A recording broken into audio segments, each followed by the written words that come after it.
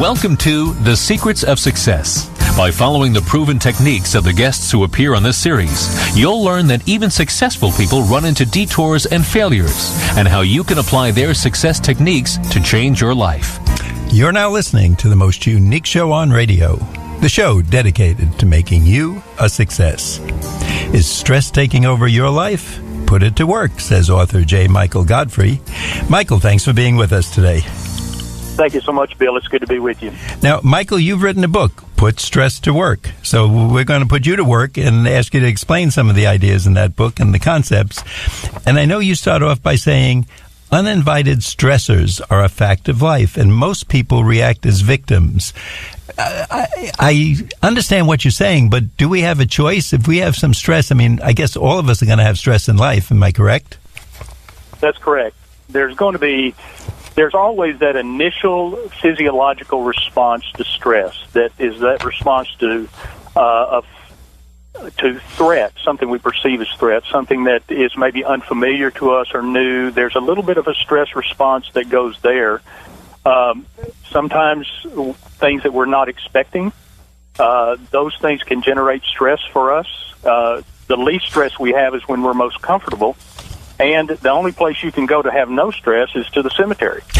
So it's really pretty important to realize that some things there are those stressors that are uninvited, that are those things that we can't control, such as a death in the family or some unforeseen illness or things like that are stressors. They are real, and they do stress us.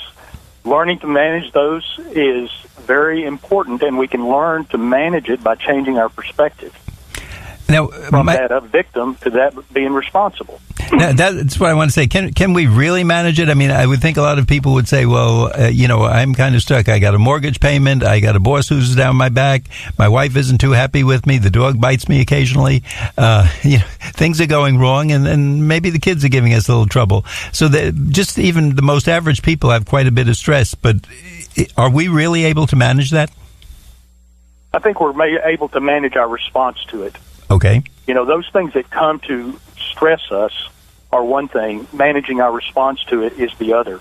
And that's where we can become responsible managers of our response to stress. So putting stress to work is about changing your perspective and deciding, how can I use this to help me to grow, to help me to be better, to ask some questions about what's going on behind this, that maybe there's something that needs to change for me. Like if your wife's not happy with you, or your dog's biting at you, maybe you need to change something.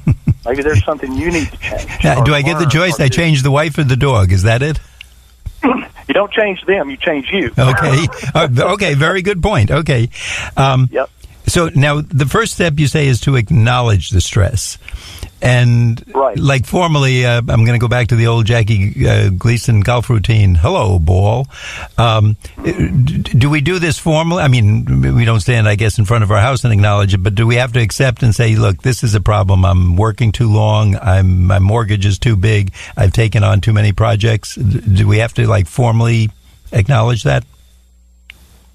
Formally is, I'm not sure about that, but to ourselves, it's an important thing to recognize that, first of all, that we are stressed.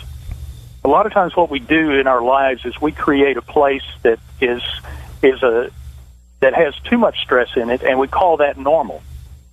And if we increase our stress a little bit more, and it gets chronic, we may declare that a new normal.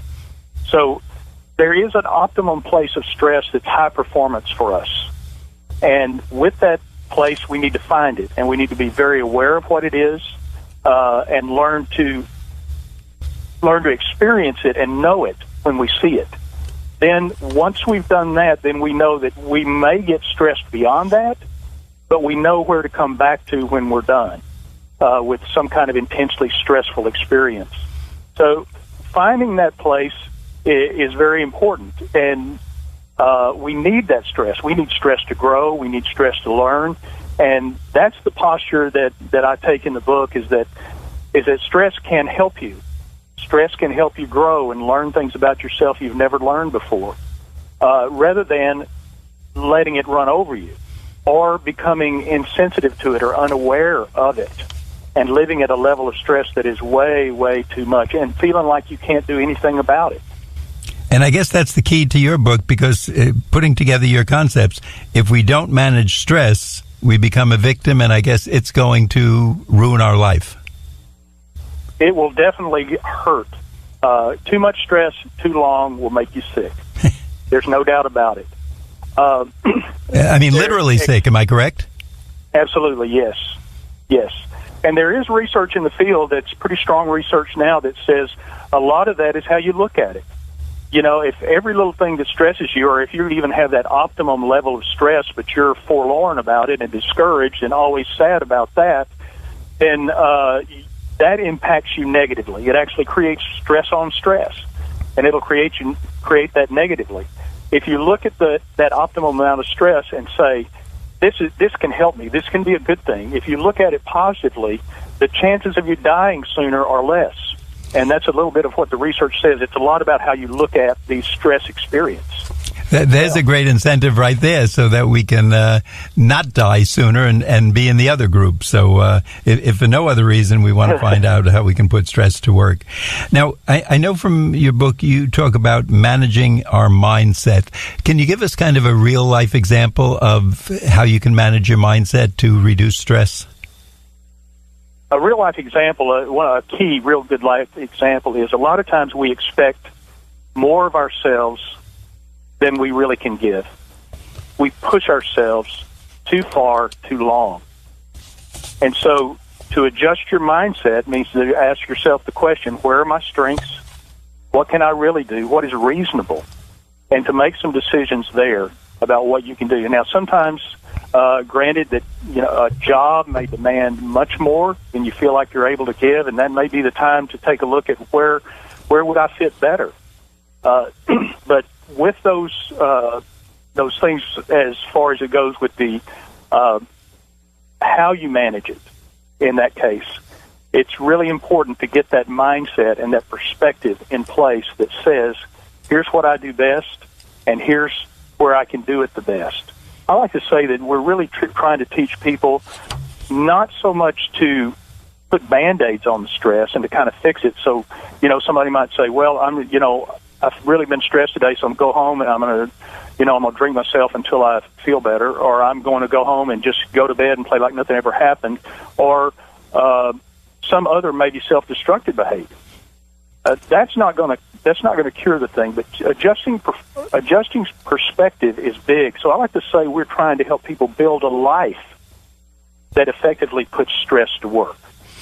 Michael, go ahead. I just wanted to, at this point in the show, to let our audience know that if they didn't hear at the beginning of the show, our guest is Michael Godfrey, spelled Godfrey. His book is Put Stress to Work: Turning Headaches into Advantages. And Michael, could you tell us where the book is available and if there's a website where we can learn more? Right. The book is available at Amazon.com. That's our sole outlet. It's available in paper, Kindle, and audio.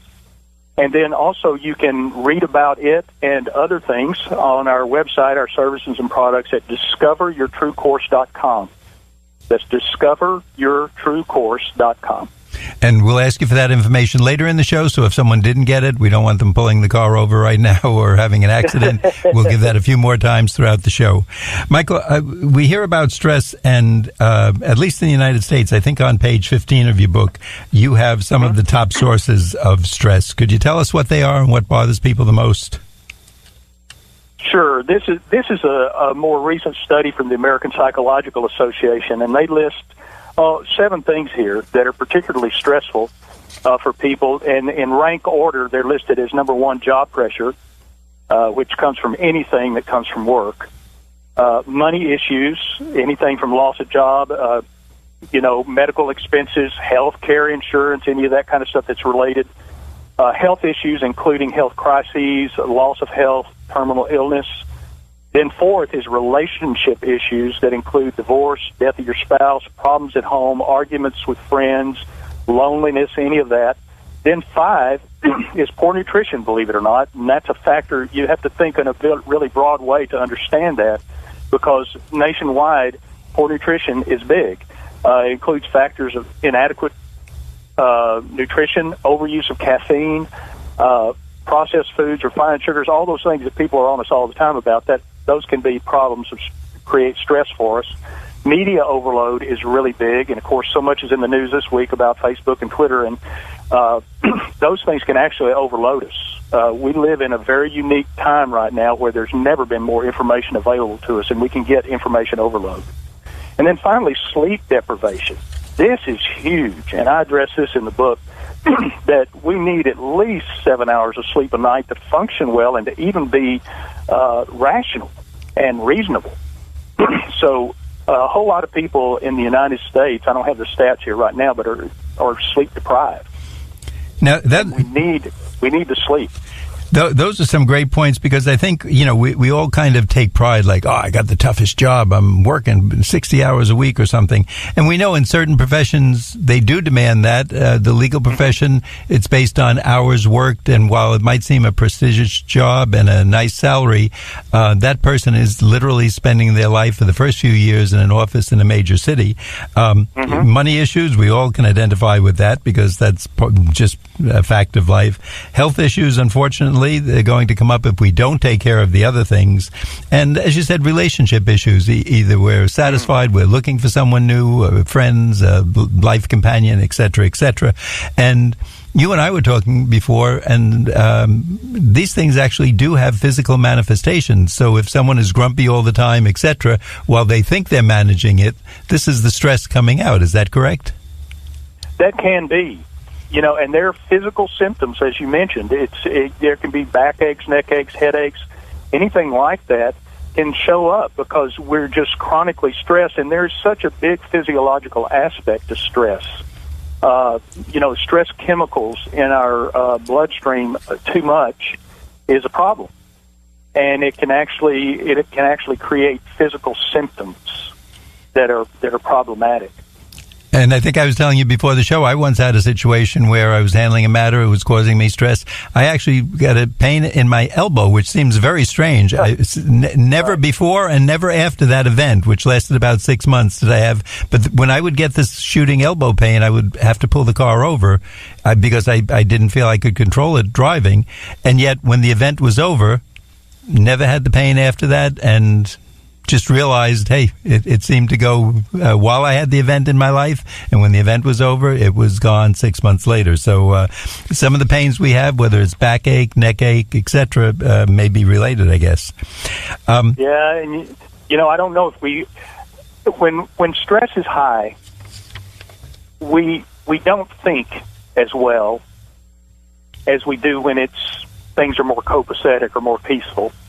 We don't think as well. We just don't. We don't do the rational as well. We don't communicate well. A lot of different things there, and one of the things we don't pay attention to is our own self-care, because we're really in survival mode. That's kind of what stress is in a way. It's almost a survival kind of thing, because in its most primal sense, stress is about survival. Our ancestors surviving the saber-toothed tiger.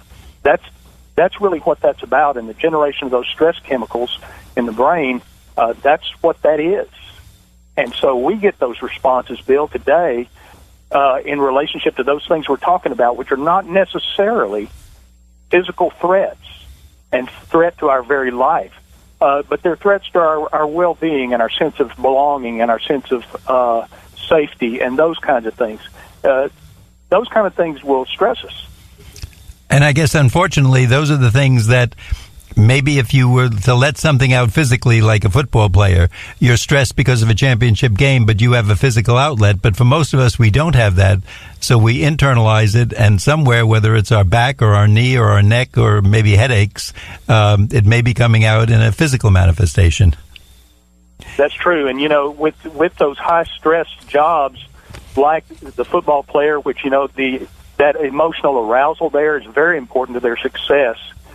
Sometimes they live so much on that they have to learn to come down off of it in order to live in the world.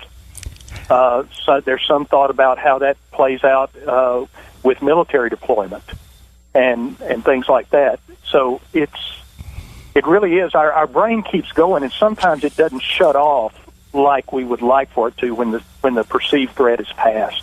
Michael, that's at being sensitive to it. We want to find out more about how we can put stress to work.